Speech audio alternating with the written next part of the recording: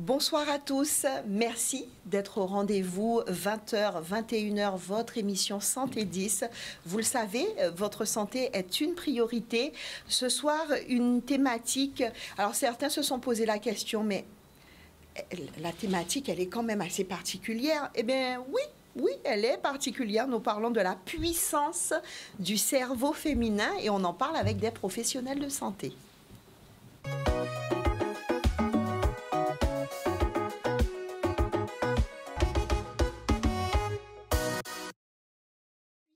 Du cerveau féminin, on en parle ce soir avec le docteur Sablier qui est un habitué de Canal 10, n'est-ce pas docteur? Bonsoir. Bonsoir à tous les auditeurs de Canal 10 et bonsoir Brigitte. Merci d'être au rendez-vous une fois de plus. Docteur Sablier, vous le savez, gastro-entérologue, vous vous demandez à ce moment-là, ben oui, on va parler du cerveau féminin, de la puissance du cerveau féminin, quel est le rapport? Eh bien, vous verrez dans un court instant, puisque c'est lui qui va planter le décor, n'est-ce pas? Juste à côté de vous, on dit bonsoir au docteur Louis Geffry. Bonsoir Brigitte. Ça y est, l'ambiance est au féminin. Ça, attention. Ouais, il a planté et puis moi je récolte. Docteur Louis Geffry, gynécologue obstétricien, merci de répondre une fois de plus à notre invitation. Parler du cerveau féminin, c'est se poser des questions sur plein de choses, notamment sur les hormones. Ouais. On en parle dans un court instant. Très bien. J'ai commencé avec les hommes. Normalement, je ne devais pas faire ça, mais c'est parce que je garde le meilleur pour la fin. Alors, on dit bonsoir à Monsieur Moïse Valsi. Bonsoir, bonsoir chers amis auditeurs. C'est la première fois que M. Valsi est invité à l'émission Santé 10 et c'est donc la première fois qu'il répond présent et j'espère qu'il y aura d'autres fois. Il est psychologue et il va nous parler un petit peu de cette histoire du cerveau féminin. Merci. D'être là. Et alors, pourquoi j'ai gardé la dame? Parce que comme je dois dire tout le nom de la dame, je dois faire attention. Donc, je dis bonsoir à notre psychologue clinicienne qu'on a l'habitude d'accueillir ici, à Canal 10, dans notre émission Santé 10, Madame Nick Dorlipo-Souprémagne. Est-ce qu'on dit ça bien? Bravo. Voilà. Très bien. Bravo. Bonsoir Brigitte. Bonsoir à tous. Un plaisir d'être avec vous. Merci beaucoup. On va tout de suite rentrer dans le vif du sujet avec le docteur Sablier, parce que il faut quand même qu'on dise comment fonctionne le cerveau, c'est important. Alors, le cerveau en général, le cerveau des humains, il y a un côté droit et un côté gauche. Le cerveau est protégé par la voûte crânienne, mais c'est en quelque sorte la tour de contrôle. C'est la tour de contrôle de nos pensées, de nos idées, c'est la tour de contrôle de nos mouvements, de nos actions, c'est la tour de contrôle de nos émotions, c'est la tour de contrôle de nos habitudes, c'est la tour de contrôle de notre santé. Et il est partagé en plusieurs étages, mais surtout en deux parties, un cerveau droit et un cerveau gauche. Alors, quand on est droitier, pour la partie motrice, c'est plutôt le cerveau gauche qui commande. D'accord. Mais quand on est gaucher, c'est le cerveau droit qui commande. Donc, à un moment, les informations se croisent. Et donc, on s'aperçoit avec les études neurophysiologiques qu'en dehors de cet aspect moteur, quand on est gaucher, eh bien, on a le cerveau droit qui est moteur, mais le cerveau gauche est le cerveau... Non, quand on est droitier, pardon, et que le cerveau gauche commande, le côté droit, c'est celui qui utilise les émotions, l'intuition, la créativité, qui aide à penser, à penser en images et qui est à l'origine de nos émotions. Vice-versa ? Et vice-versa. C'est-à-dire, pour celui qui est gaucher, ça va être le cerveau droit. Et puis, pour la partie qui est motrice, qui coordonne les mouvements, c'est cette partie qui nous fait utiliser la logique, qui nous fait penser en mots. Parce que s'il y a eu un accident vasculaire cérébral, dans une certaine partie, les gens ne vont pas pouvoir parler. Il va y avoir une aphasie. Donc, ça va nous faire penser en mots. C'est là que s'ordonnent les idées, que s'ordonnent les mouvements. Et donc, en fait, ces deux cerveaux, ces deux parties du cerveau constituent l'ensemble du cerveau, mais ils ne sont pas indépendants.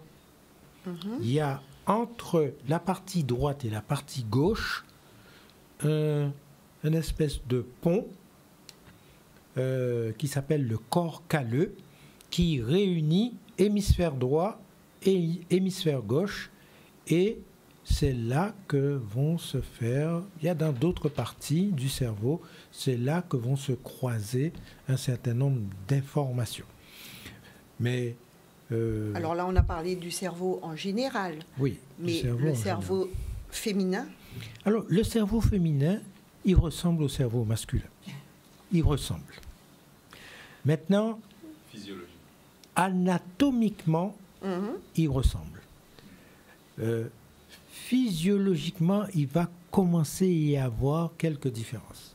Mais après, et en particulier avec nos amis psychologues, on va voir que sur le plan émotionnel et sur le plan de l'affectivité, sur le plan de la réceptivité, de la sensibilité, le cerveau de la femme et le cerveau de l'homme fonctionnent différemment. Mais en apparence, c'est la même chose. Eh bien, la transition est toute faite pour demander au docteur Louis Geffry, alors, cette différence entre le cerveau féminin et le cerveau masculin, est-ce que c'est encore une histoire d'hormones? Oui, oui aussi, mais au départ, il y a tout simplement les différences qui sont des différences naturelles entre les hommes et les femmes. Beaucoup de gens, à un moment donné, ont considéré que, comme le cerveau de l'homme était plus lourd, en moyenne, il fait 1300-1400 grammes, que le cerveau féminin est un petit peu plus léger, 1300 grammes, on a considéré que c'est parce que l'un était plus intelligent que l'autre. On s'est trompé parce qu'en fait, on s'est rendu compte que le cerveau était lié, la taille du cerveau, le poids du cerveau était lié au poids du corps.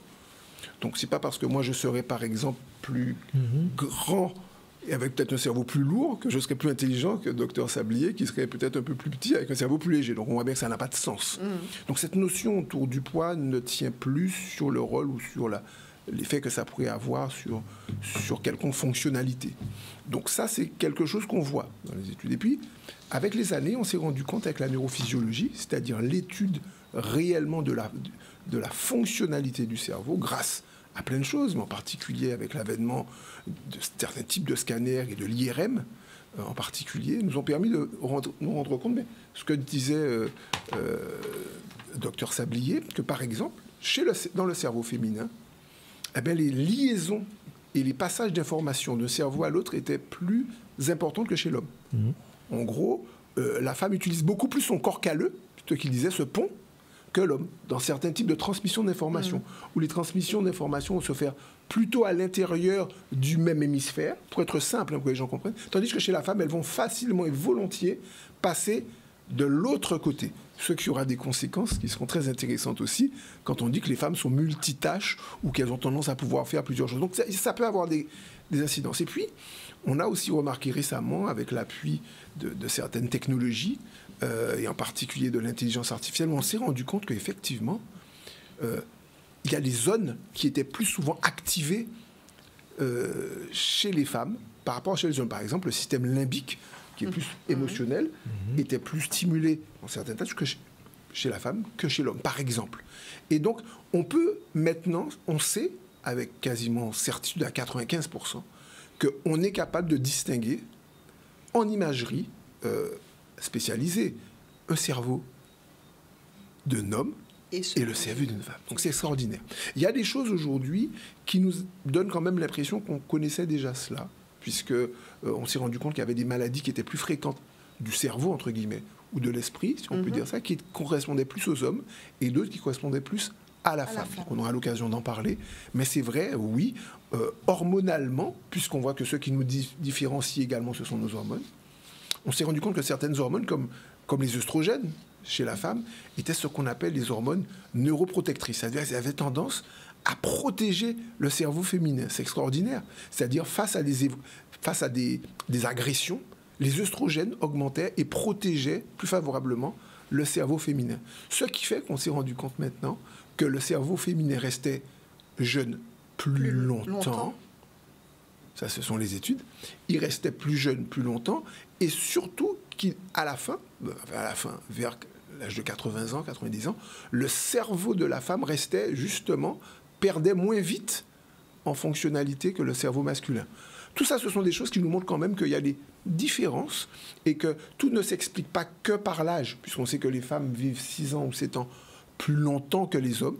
Donc les gens à l'époque disaient, oui, c'est parce qu'elles vivent plus longtemps, mais en fait, on s'est rendu compte qu'effectivement, les hormones féminines avaient tendance à protéger leur cerveau selon certains types d'agressions et qui donnaient donc un aspect qu'on avait différent au niveau du cerveau. Et puis, une dernière chose, on voit très bien quand on parle, par exemple, du syndrome prémenstruel, où on parle avant la ménopause ou à des moments d'autres de la vie.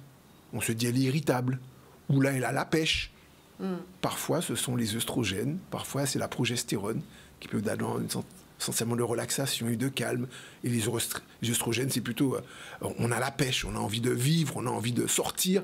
Et donc on est rendu compte qu'effectivement il y avait ces variations qui jouaient et qui montraient des différences entre l'homme et la femme de façon nette. Et Madame Dorlipo-Subramanian, psychologiquement, il n'y a pas que ça. Là, les hormones, ok, mais il y a autre chose. Effectivement, on voit que le cerveau féminin et le cerveau masculin, ils sont dissemblables, mais en fait, ils vont générer des différences dans les comportements, dans la façon de vivre, dans la façon de penser la vie, de voir la vie. Et ce qui est important de savoir que c'est l'homme et la femme, finalement, sont complémentaires. Pas pour, en fait, se comparer dans les performances, mais vraiment être dans une façon de vivre dans la complémentarité. Qu'est-ce qu'on en fait finalement de cette différence au niveau du cerveau? Alors déjà, est-ce que les femmes et les hommes sont conscients de cela et qu'est-ce qu'ils en font? Alors pour cela, il est important de pouvoir se documenter, s'observer, regarder un petit peu comment on fonctionne par rapport aux différentes situations et pouvoir en tenir compte. Alors lorsque la femme et l'homme se rencontrent, au lieu de se confronter, il est important de pouvoir se compléter.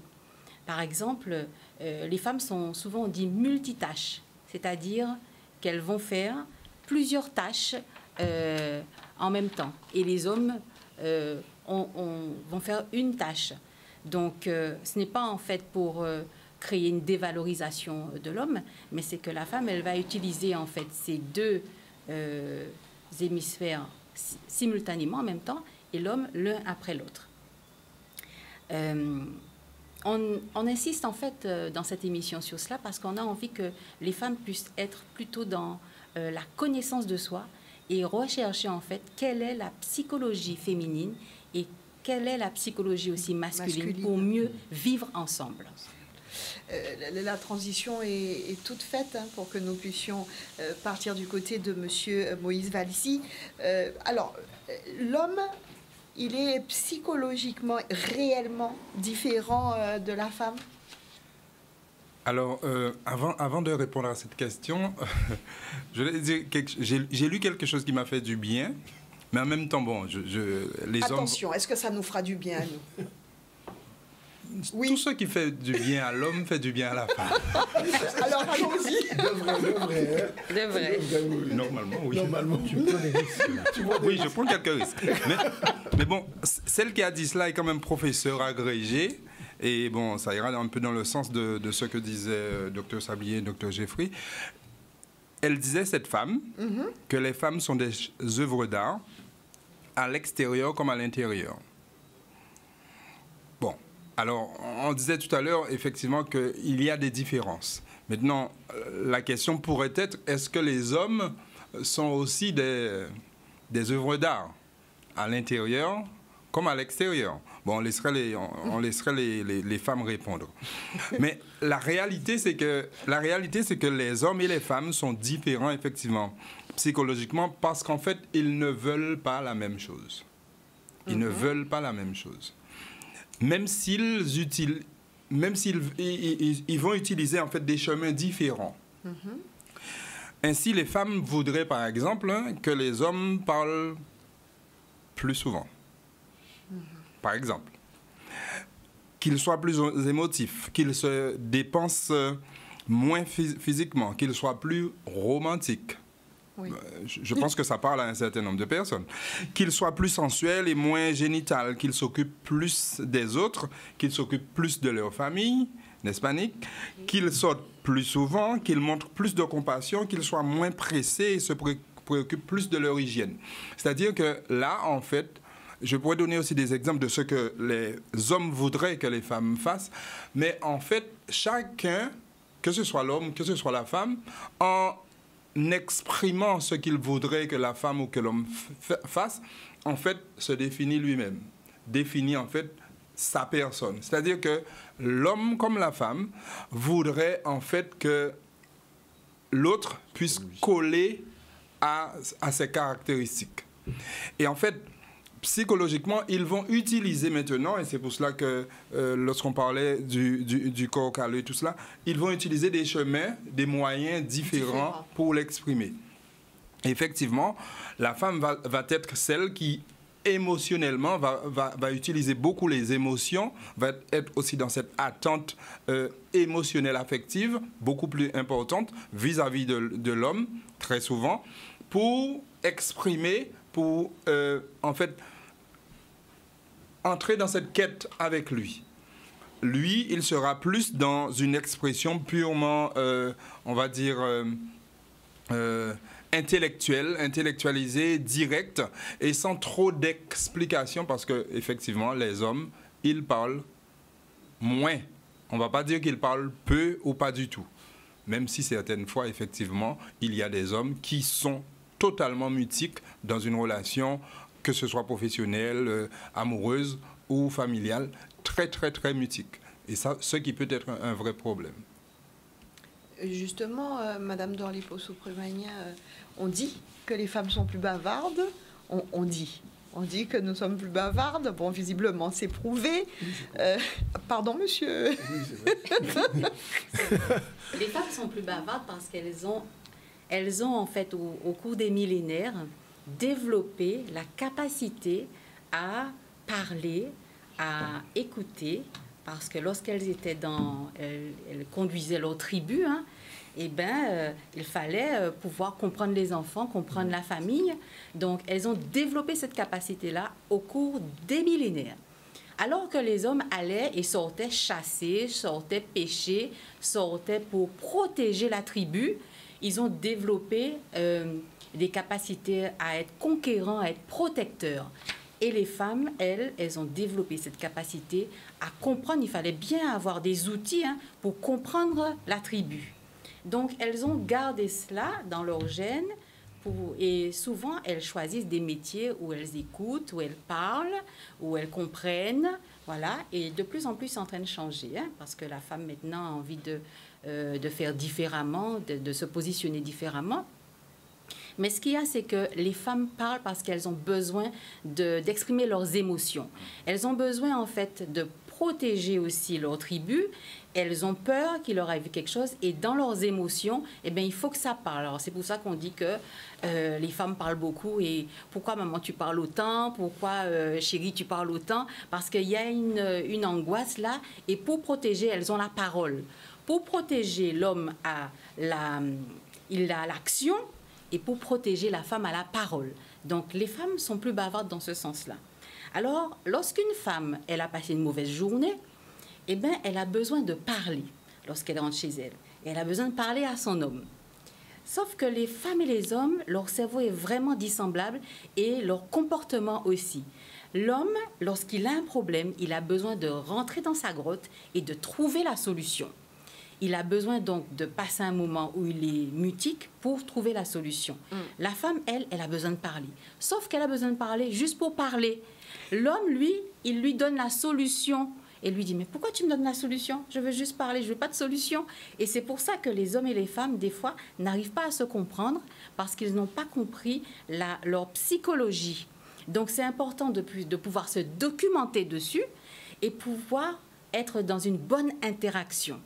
Les femmes auront toujours besoin de parler pour pouvoir aller mieux et les hommes auront toujours besoin de se taire pour trouver la solution de leurs problèmes. Vous voyez? Donc après, il ne faut pas non plus pouvoir être comme des droites parallèles, mais aussi pouvoir être des droites perpendiculaires qui se retrouvent à un moment. C'est très important.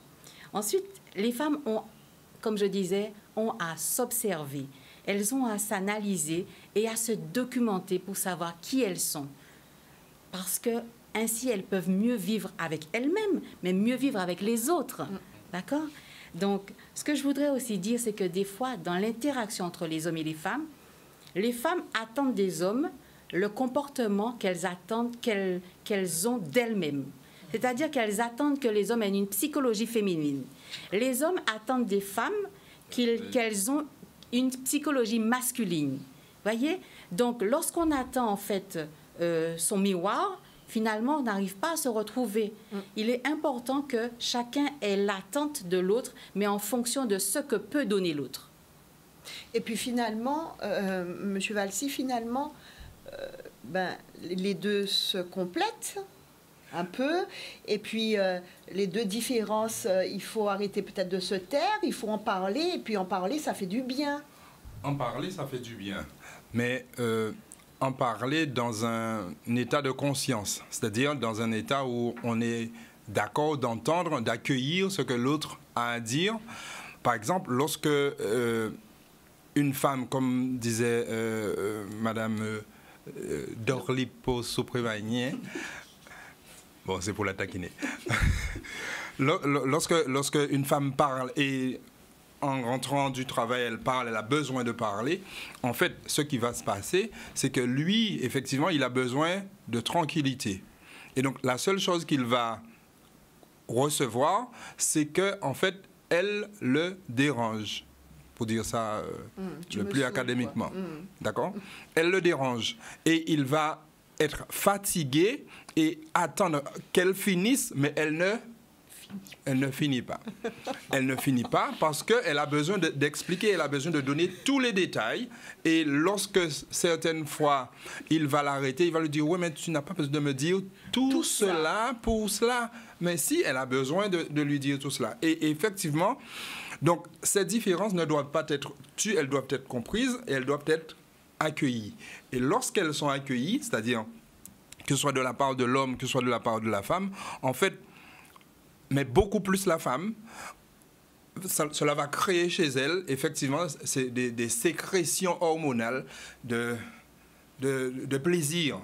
De soulagement, d'apaisement, de sentiment comme quoi, oui, je suis aimé. Mais ça ne veut pas dire que lorsqu'il lui dit tais-toi, qu'il ne l'aime pas. Il l'aime, mais il a besoin, lui, en fait, oui, il a besoin, lui, qu'on puisse entendre que lui, il a besoin de silence, de tranquillité. Et elle a besoin qu'il l'entende, qu'elle a besoin qu'il l'entende. Alors, qu'est-ce qu'on fait? Qu'est-ce qu'on fait? Et c'est là la question. Qu'est-ce qu'on fait? Est-ce que finalement on se sépare et on se dit bon, chacun de son côté?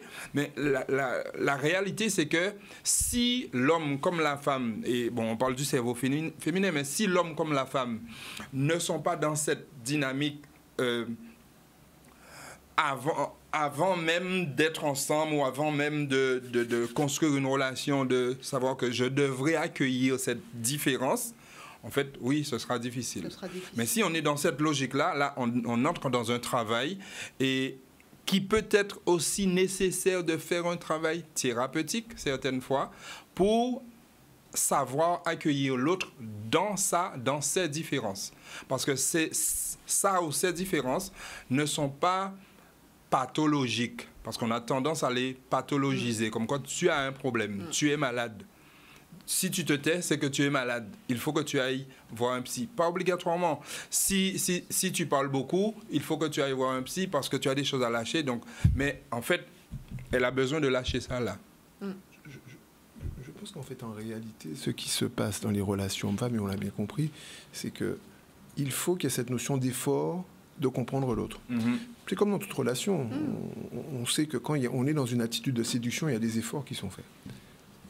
Et l'autre reconnaît l'effort qui est réalisé. On peut ne pas être un grand bavard, mais en tentative de séduction, en général, on arrive à faire passer des choses.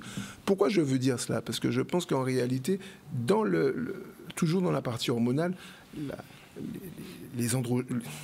la testostérone, pour être très simple, donc cette hormone qui est présente de façon plus importante chez l'homme, eh bien, elle a cette fonction, on a dit, de prendre des risques, d'être un taiseux, mais de faire pour un objectif et arriver à cet objectif-là. Parce qu'il y a aussi un peu de testostérone chez pas la mal. femme. Il y en a un peu, et qui est très utile d'ailleurs, pour le désir. Mais globalement, cette hormone-là, chez l'homme, fait qu'il y a des moments dans la journée où on reconnaît qu'elle est plus importante. Elle commence très tôt le matin, et on va dire elle est à son maximum vers midi et demi, 1h, et puis l'après-midi, elle redescend, ce qui rend parfois plus facile les interactions sociales en fin de journée. Ça, c'est pour l'homme. Et chez la femme, c'est moins ce cycle journalier qu'un cycle mensuel, où on a des périodes où on est plus... Donc, il faut que les deux apprennent à se retrouver, mais que surtout, que l'homme, comme la femme, sentent que l'autre a cet effort, comme au premier jour, veut faire cet effort d'aller vers l'autre. C'est-à-dire que, même si c'est un taiseux, mais qu'elle voit qu'il mouille le maillot, on va dire ça. Ouais. Et que pareil chez la femme. Donc l'idée, c'est pas, je pense pas que dans le fort intérieur des deux, on veut que l'autre soit comme soi. Sinon, on n'a plus l'espace pour parler. Évidemment, si l'homme parle autant que la femme, ça risque d'être un petit peu difficile. Ça, je parle dans une caricaturale. Mais c'est d'avoir cet effort de sortir de sa zone de confort.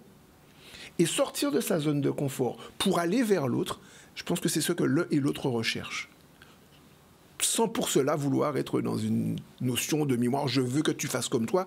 Au contraire, je veux que tu fasses l'effort de venir vers moi, dans l'expression des choses. C'est comme ça que Moi, je vous propose de marquer une toute petite pause et de revenir sur ce sujet fort intéressant, la puissance du cerveau féminin.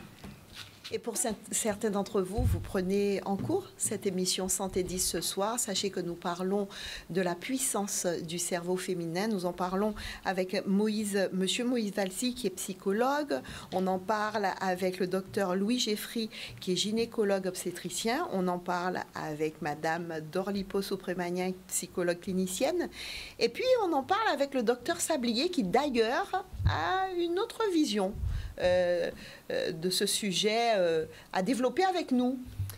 Oui, c'est-à-dire que ça va résumer, mais d'une autre manière, tout ce qui a déjà été dit. En fait, la puissance du cerveau féminin réside dans le fait qu'apparemment, le cerveau féminin aurait une espèce de meilleure plasticité. C'est-à-dire oui, expliquez-nous. Qu'au départ, on a cru que les connexions entre les hémisphères, par le corps calleux, tout ça, c'était des choses qui étaient figées et que le cerveau, à un certain moment, arrêtait son développement à l'âge adulte. Et finalement, avec toutes les techniques dont on a parlé, les scanners, les IRM, les explorations neurofonctionnelles, On se rend compte que ce n'est pas le cas. on se rend compte qu'en fait, le cerveau de la femme a davantage de capacité à faire de nouvelles connexions en fonction de l'environnement et des expériences vécues, surtout des expériences négatives. Et donc, moi, je considère que la femme qui a un cerveau, qui a une meilleure plasticité, peut, par sa manière de dialoguer, faire en sorte que l'homme ait davantage de meilleures connexions et que son cerveau devienne aussi plastique, sinon plus. Et là, j'introduis un nouveau débat. On dit quoi à ça, Monsieur Valsi? Alors, il commence par sourire. Je dis que on a posé la question au départ de la présence du docteur Sablier en tant que gastro-entéro. On commence à comprendre. Mais en fait, là, c'est clair que ce que dit docteur Sablier interpelle. Maintenant, cela m'amène moi à dire que cela rajoute des éléments pour dire combien justement cette complémentarité est essentielle, en fait. D'accord. Dans le sens où chacun va apporter quelque chose pour le bien de l'autre. Et qu'on n'est pas dans des... comment dirais-je?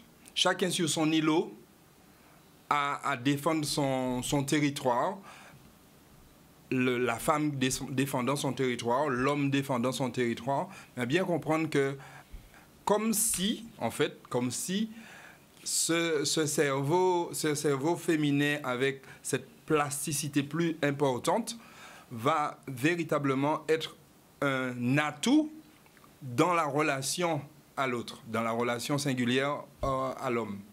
Et donc, quelque part, ce chef-d'œuvre dont nous parlions, effectivement, ce chef-d'œuvre est là pour être regardé, regarder avec les yeux, mais aussi être, reconnu, valorisé par les mots et par la façon dont on va l'accueillir, la respecter. Ce cerveau féminin, cette femme. Et le problème pour moi, je veux quand même poser un problème. Le problème, c'est que aujourd'hui, dans cette petite société qu'est la nôtre, en fait, on est beaucoup à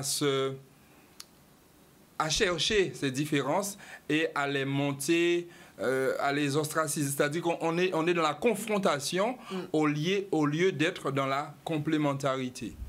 Et peut-être que si cette émission peut aider à ce que nous puissions, hommes comme femmes, revoir notre façon de fonctionner, d'interagir, que les femmes puissent revoir leur façon, que les hommes puissent revoir la leur aussi, afin de comprendre que l'un est là pour l'autre, que l'un est là avec l'autre, et que, en fait, cette complémentarité sera au bénéfice de l'un comme de l'autre.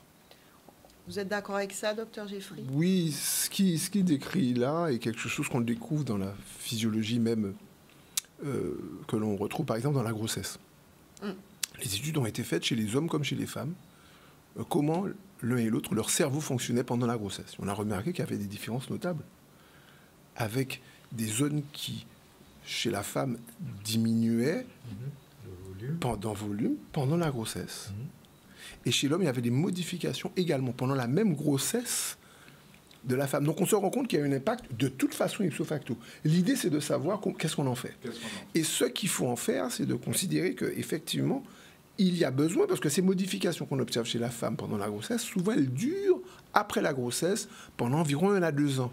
C'est intéressant, parce que cette année et demie, voire 2 ans, c'est l'année justement où on est en charge du nourrisson et où il a besoin de se mettre ensuite à marcher. C'est extrêmement intéressant de voir à quel point la modification du cerveau se retrouve son pendant pour la grossesse d'une femme chez l'homme. Et puis, l'autre élément, tu disais, concernant le fait que la femme développe cette plasticité, en fait, en réalité, elle est due à quoi? Elle est due tout simplement au cycle hormonal féminin, qui, avec ses œstrogènes en première partie de cycle, développe les circuits, parce que les œstrogènes augmentent les ramifications vers les autres. Et on a remarqué que même à un âge avancé... Les ramifications pour les connexions. Pour les connexions. Et donc les connexions... neuronales. Créent les... Voilà, un neurone se connecte avec les autres neurones via les synapses et les dendrites. Et en fait, juste pour dire que ces connexions-là augmentaient en première partie de cycle, avec une élévation de certaines hormones comme la sérotonine qui vous donne la pêche. Et puis vous avez en deuxième partie de cycle, plus d'une autre hormone qu'on appelle la progestérone, mais qui protège de certaines pathologies, parce qu'elles apaisent, elles réduisent elles permettent de mieux dormir, elles permettent de réduire les risques de certaines maladies, comme l'épilepsie, en deuxième partie de cycle. Donc on se rend compte que cette alternance fait que le cerveau féminin est en permanence en train d'être soumis à des influences hormonales qui maintiennent, c'est comme si elle faisait la gym en permanent, quoi. Avec ces modifications hormonales qui venaient, qui étaient plus importantes à un moment du cycle, moins importantes en deuxième partie du cycle, et ensuite changeaient en fait de nature avec certains types de neurones qui étaient sensibles à la dopamine à un moment donné. Donc c'est extrêmement intéressant. Ce qui nous aide à comprendre une chose, c'est que il est important pour l'homme, puisque la femme, à certains moments du cycle, est plutôt entreprenante, à d'autres moments plus relaxante et relaxée que d'autres, à comprendre que cette adaptation que l'homme doit faire également à ces modifications chez la femme l'aide lui-même à garantir une plasticité de son cerveau. Et cette notion-là, je pense qu'elle est extrêmement intéressante. Alors, on a quelques questions sur les réseaux. Nous, on va parler tout à l'heure quand même, puisqu'on arrive déjà un peu à la fin de l'émission, et nous devons parler de certains signes qui montrent quand même le vieillissement du cerveau. On parle en ce moment de la maladie d'Alzheimer. Donc, j'aimerais qu'on pointe du doigt d'abord cette partie-là, et ensuite, je vais aller sur quelques questions que nous posent les téléspectateurs. Docteur Jeffrey? Oui, sur la maladie d'Alzheimer, c'est vrai qu'on est sur une maladie qui est... il y a 1 million de personnes qui sont atteintes de la maladie d'Alzheimer en France en général. Sur ces personnes-là, 60% sont des femmes.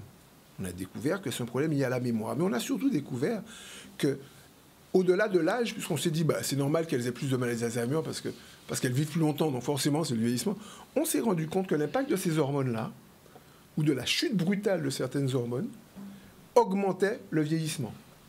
D'où l'importance de bien, avant la ménopause, et par une alimentation équilibrée, par le mode de vie, d'avoir une meilleure adaptation et de garder un niveau de certaines œstrogènes, phytoœstrogènes ou autres, qui pourront permettre de lisser cette baisse brutale qu'on peut avoir lors de la ménopause. Donc en gros, ce qu'on a envie de dire quand même aux femmes par rapport à ça, on sait que le pourcentage est plus élevé de perte de la mémoire et de pathologies de ce type, et qui vont évoluer.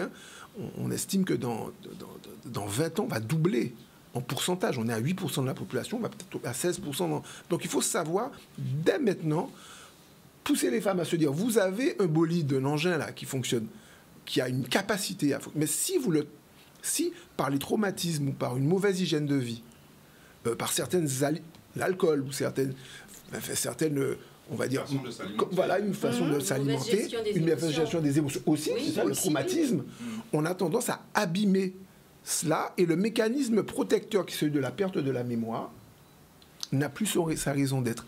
Donc, attention à ce signe majeur. Chez l'homme, il y en a d'autres en psychiatrie, comme l'autisme, il y a plus de schizophrénie, d'autisme, mais chez la femme, ce signe majeur qui intervient parfois avant même la ménopause, de dire je suis très angoissée pour beaucoup de choses, ou tout me dérange, je suis très irritable, à prendre ces signaux vraiment très au sérieux pour améliorer son hygiène de vie et protéger son cerveau avant, justement, avant qu'il ne soit trop tard, avant que les troubles vraiment soient trop importants. L'exercice physique est très important pour conserver la plasticité du cerveau. Voire primordial. On a une petite question de Stéphanie, qui est du côté de Capesterre-Bello, qui dit qu'elle a bien compris cette notion de complémentarité. Est-ce que les psychologues auront quelques astuces pour nous pour que ça puisse fonctionner?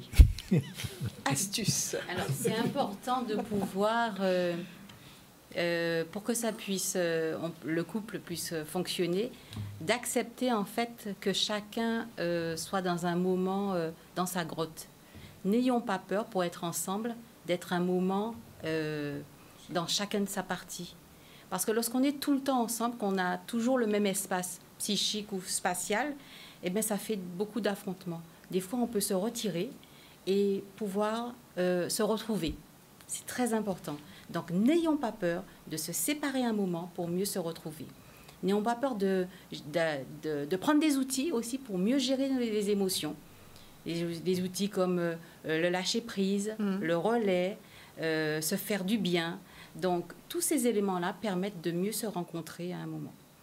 Après, c'est vrai aussi que nous parlions beaucoup des émotions et de la gestion de ces émotions et de la femme, de l'émotion ces expressions émotionnelles qui deviennent très souvent un problème pour l'homme.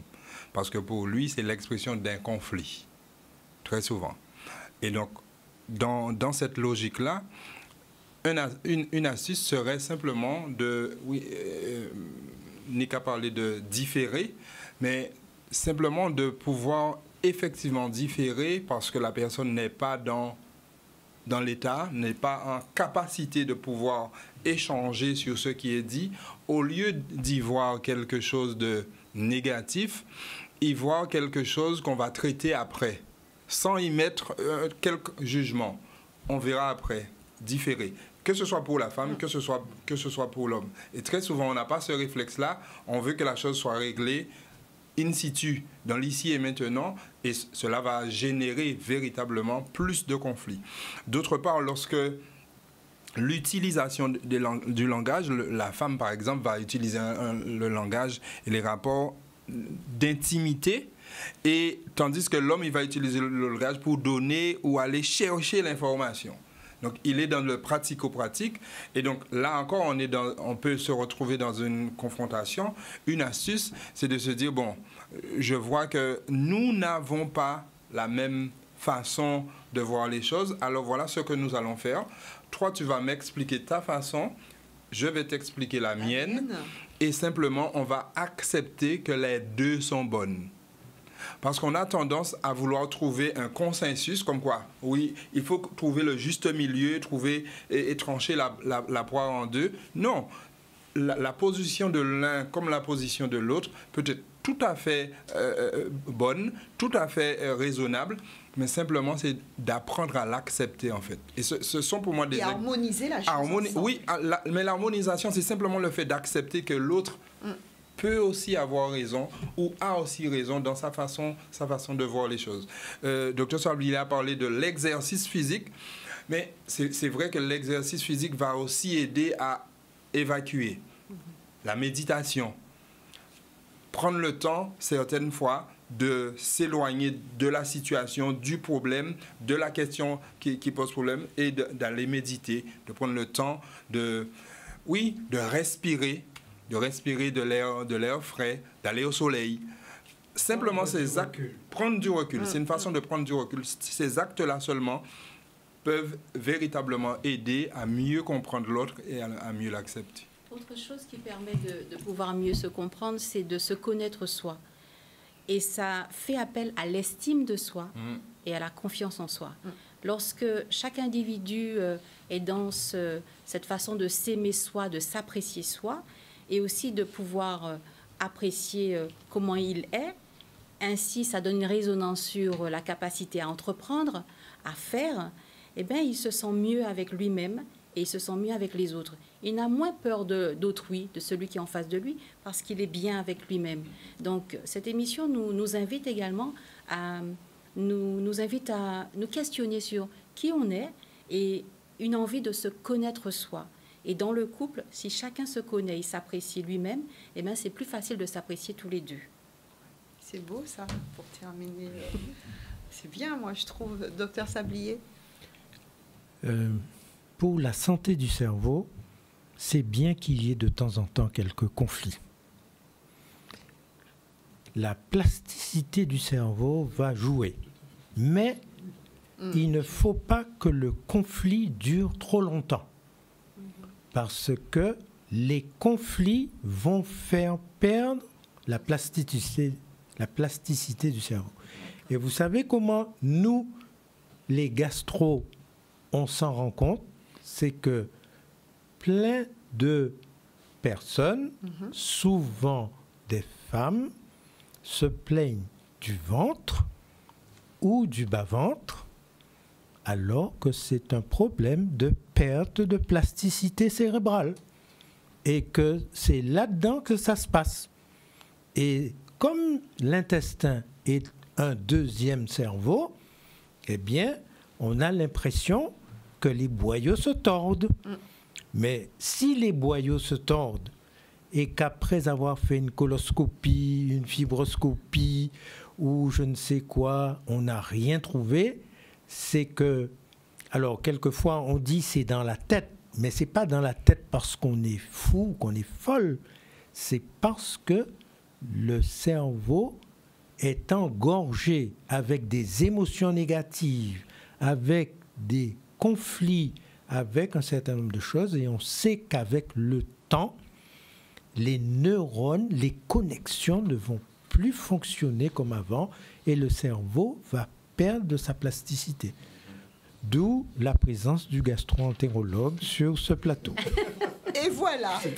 Voilà, on a commencé avec le docteur Sablier, on termine avec le docteur Sablier, qui sera toujours le bienvenu ici, sur le plateau de Canal 10. Est-ce qu'il y a quelque chose à rajouter? Parce que ici, quand on est en émission santé, oui, l'heure c'est l'heure, mais la santé c'est primordial. Donc s'il y a quelque chose à rajouter, on peut encore rajouter. On fait un petit tour de table rapidement, ça nous permet de dire bonsoir aux téléspectateurs et de rajouter quelque chose s'il le faut.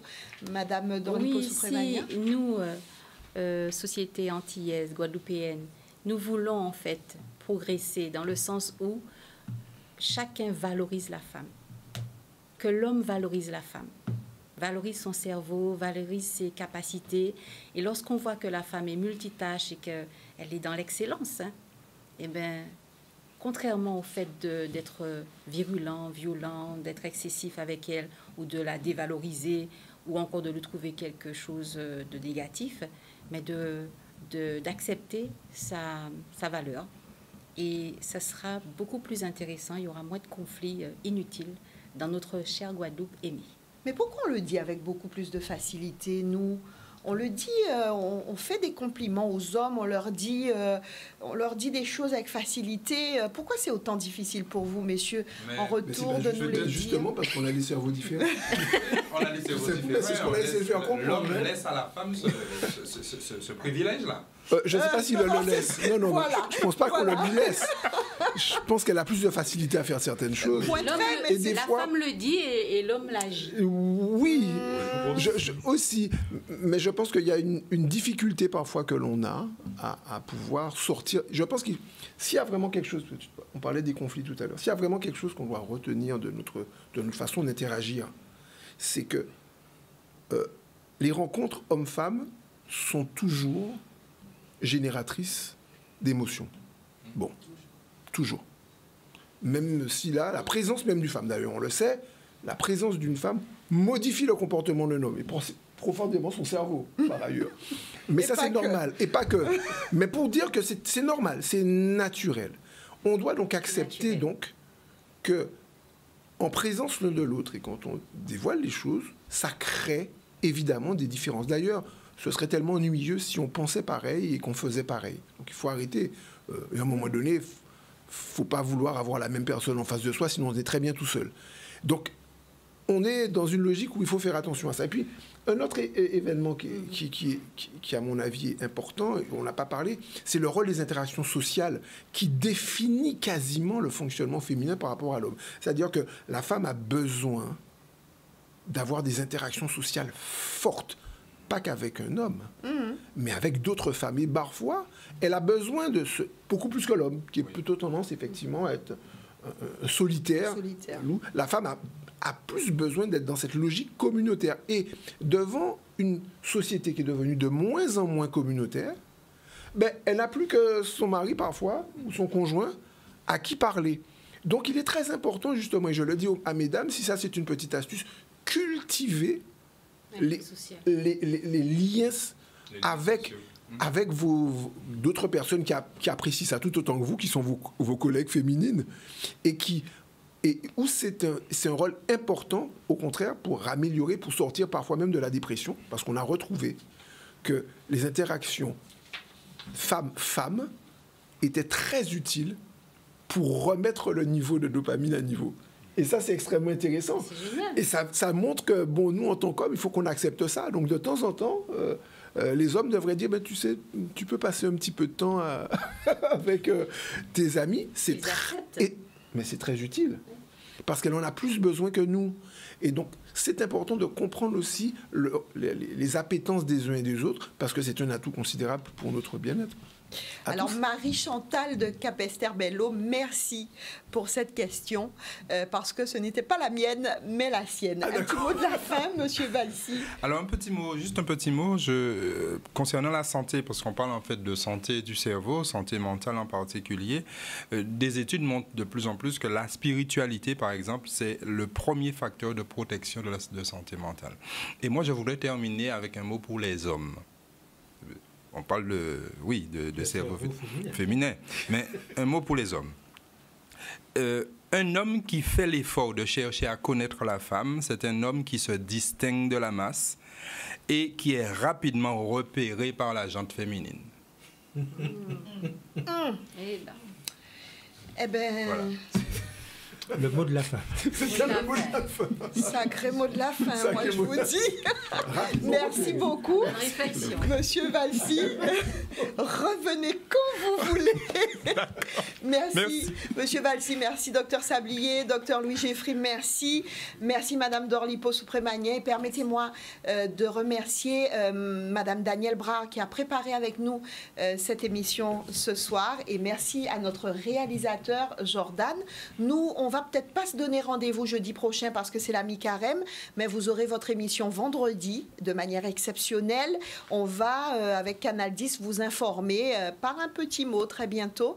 Et on vous dit merci de suivre cette émission. La rediffusion, ce sera dimanche à 9h. Merci à vous.